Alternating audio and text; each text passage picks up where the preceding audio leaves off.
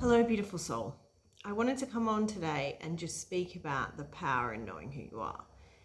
And I did a video the other day about specifically directed towards reflectors, but I want to just speak to everyone. And because every possibility exists and every story is in the ether, Spirit has really, I call Spirit my guidance, my intuition, has really been leading me into this space of what I call playing the game. It was recently that I got told intuitively that basically every single thing within this manifested reality is a story. And everything that's occurring is our own interpretation of this moment. And this interpretation, when we begin on the path or when we've had spiritual awakening, Kundalini awakening, we begin to realize that our interpretation of this moment is ever changing and ever expanding. And it's our resistance to that changing and that expanding that keeps us feeling as if we're stuck. But truth be told, we can't actually be stuck. We can't actually be not where we're meant to be. We can't actually be behind where we're supposed to be. We can't be going the wrong way. We can't be doing the wrong thing. And this can upset or people can disagree with it. That's fine. Because I believe that when you get to this level of knowing, it's because you understand that you're not going to go and fucking do things like hurt people and whatever. It's embodying the trust and the surrender and the realization that you're not controlling anything. And a beautiful client that I've had recently, I really got shown through her the level of self-judgment in order to keep us where we are. And what I mean by this is when we believe that we're the ones doing this, that we're the ones making things happen or controlling how things happen, we then take ownership in a way of believing that we have the ability to fuck it up, or that we can be fucking up, or we have fucked it up, or there's something that could have happened in any other way. But it's just not true. Everything is designed, like when you look at the ecosystem, for example, and you see how intricately woven and how perfect, like the human body, how perfect it is in order for it to work the way it does. You can't fuck it up. As in, with this human third dimensional experience, right? What makes us different from two dimensional in the way of awareness is that we have self-awareness. So we are aware of self. It doesn't mean that we are the one controlling it. It doesn't mean that we're the ones making things happen or manipulating what we want in order to have events occur. It's just not true.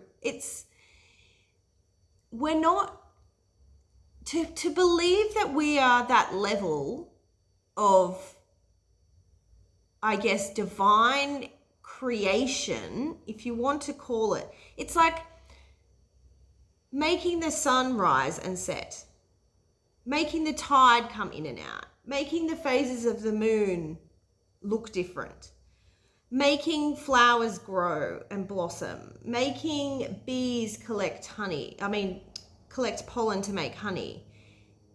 Are you making any of that happen? Are you making your body digest food? Are you making your heart beat? Are you making your breath continue while you're sleeping?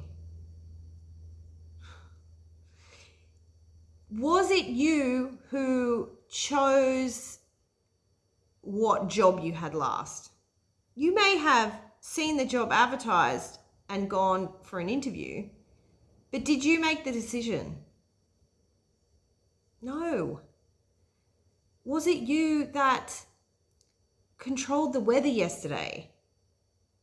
Was it you that decided how much traffic was going to be on the road?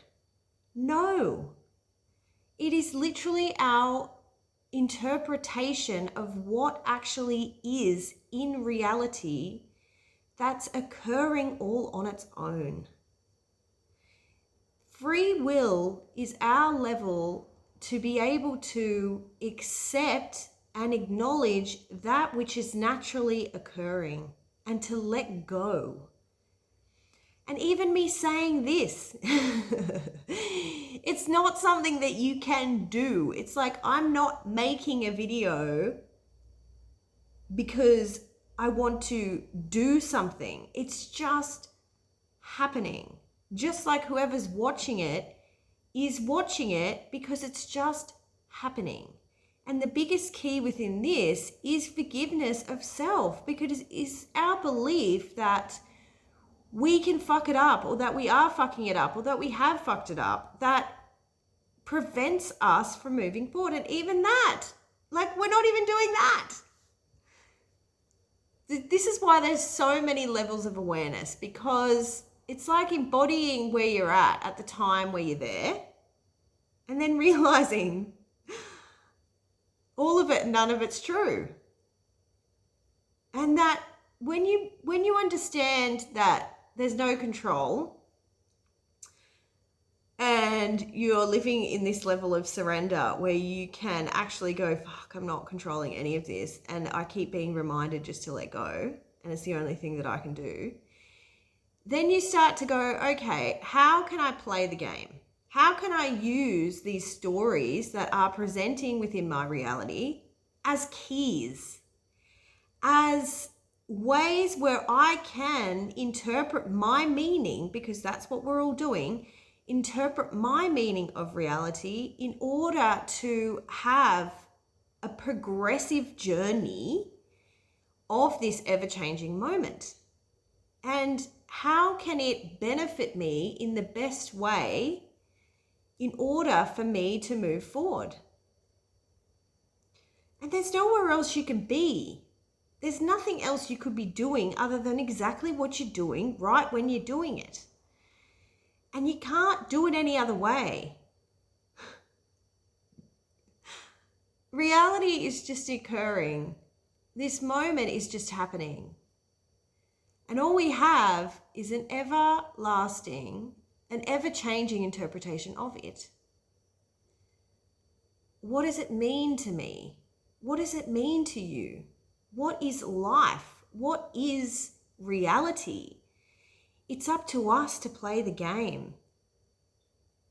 And with our intention, with our belief of what reality is and what is happening in this manifested world, directs the story, because that's all we have is the fucking story.